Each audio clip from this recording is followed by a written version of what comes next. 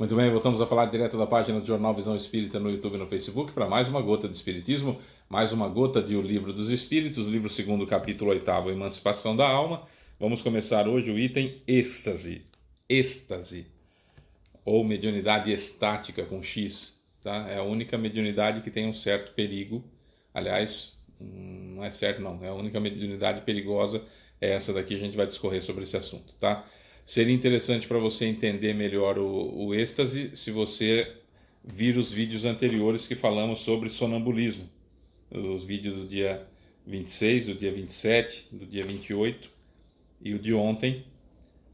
Seria interessante você ver esses vídeos antes, entender um pouco mais o sonambulismo para a gente poder fazer a diferenciação entre os dois. Aliás, a primeira pergunta, inclusive, é qual a diferença entre êxtase e sonambulismo. Hoje as questões estudadas serão 439, 440, 441 e 442. Compartilhe, dê o seu joinha, faça o seu comentário que você ajuda a divulgar a doutrina espírita. Nós não temos ganho com esse vídeo, apenas mesmo é a divulgação da doutrina.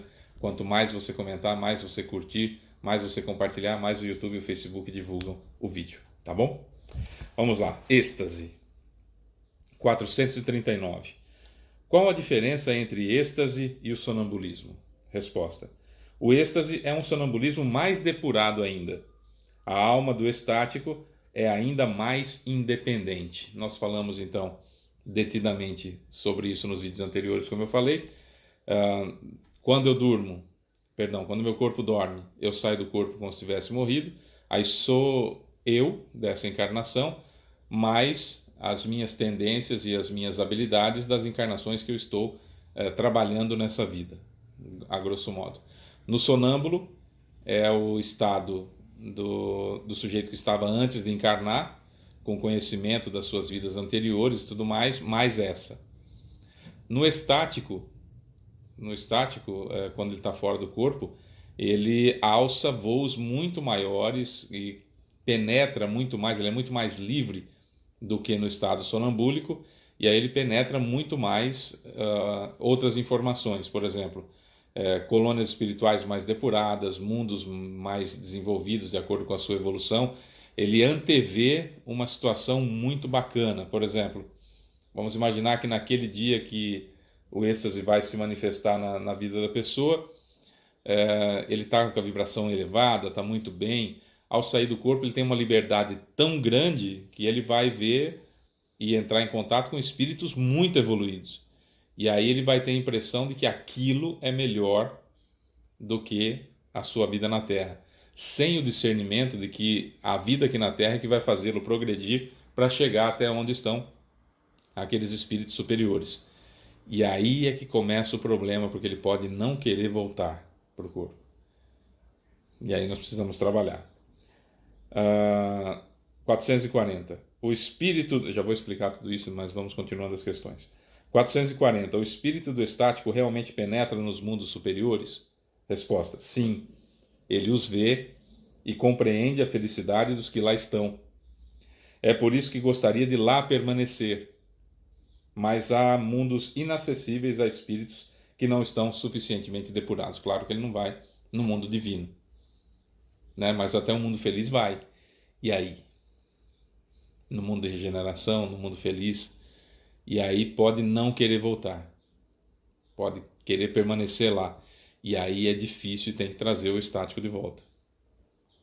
441. Quando o estático exprime o desejo de deixar a Terra, fala sinceramente? Ele não é retido pelo instinto de conservação? Resposta. Isso depende do grau de purificação do espírito. Se vê sua posição futura melhor do que a vida presente, esforça-se por romper os laços que o prendem à Terra.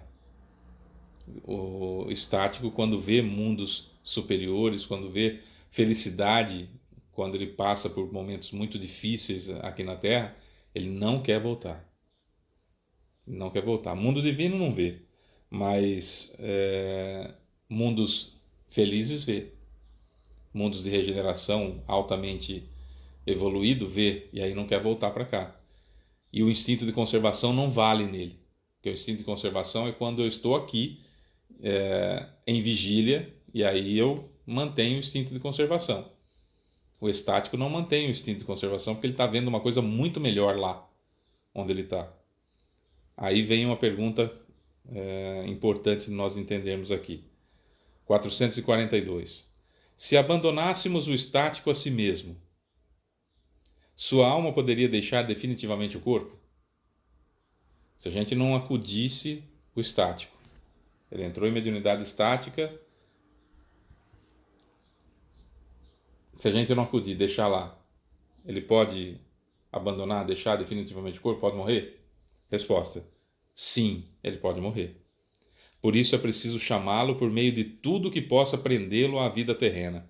E, sobretudo, fazendo entrever que se ele rompesse as cadeias que o prendem, os fios que o prendem aqui, este seria o meio de não ficar lá onde ele vê que seria feliz, que seria suicídio.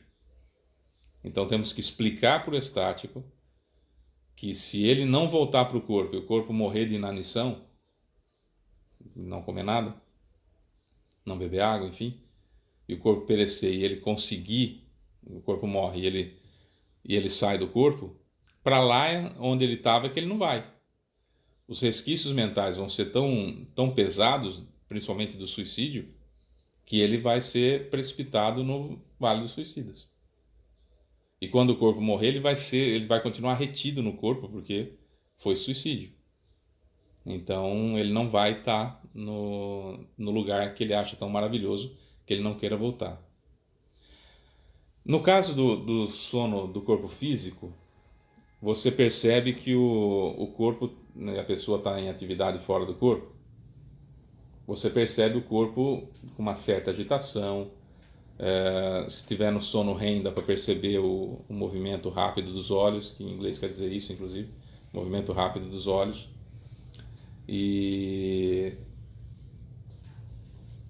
dá para perceber que tem alguma coisa acontecendo. No caso do sonâmbulo, embora o espírito não queira receber nada do corpo, mas ele imprime no corpo o que está acontecendo com ele. Então pode andar, pode falar, pode se mexer, né? Enquanto o espírito está fora. No caso do estático, só os olhos, via de regra. Ah, Fábio, todo caso é igual? Não existe todo caso é igual. Mas via de regra, só mexe os olhos. Não fala, não mexe absolutamente nada. Fica, portanto, estático, daí o nome. Fica parado, paralisado. Paralisado mesmo. O corpo fica paralisado. E aí você percebe que o olho talvez não, às vezes o olho te acompanha. Às vezes o olho vira para o seu lado, mas já vai para o nada assim de novo. Aí de vez em quando vai para o lado, então você tem que aproveitar essas oportunidades que você consegue a atenção do espírito que está fora do corpo e tentar criar alguma coisa, alguma forma de transferir para ele a lógica do que está acontecendo com ele, que se o corpo morrer, ele não vai para aquele lugar que ele está. Aquele lugar que ele está é uma prova importante para ele, porque a mediunidade estática é uma prova, é uma provação. E aí, porque você antevê tudo que há de bom, né, da felicidade, enfim, tendo que conquistá-la aqui, acordar, né, fazer o corpo voltar para o corpo e conquistá-la aqui com o suor do próprio rosto. Então é importante que a gente saiba disso. Então, sono do corpo físico, que eu estou fora do corpo, em atividade espiritual, meu corpo tem algumas reações. E se acontecer qualquer coisa, a gente acorda, não é assim? O sonâmbulo, ele não quer contato com o corpo, mas ele imprime no corpo o que ele está fazendo lá. E se você tocar no corpo e chamar pelo nome, ele volta. O estático, você tocar no corpo e chamar pelo nome, ele não vai dar nem bola, porque ele está num lugar muito melhor.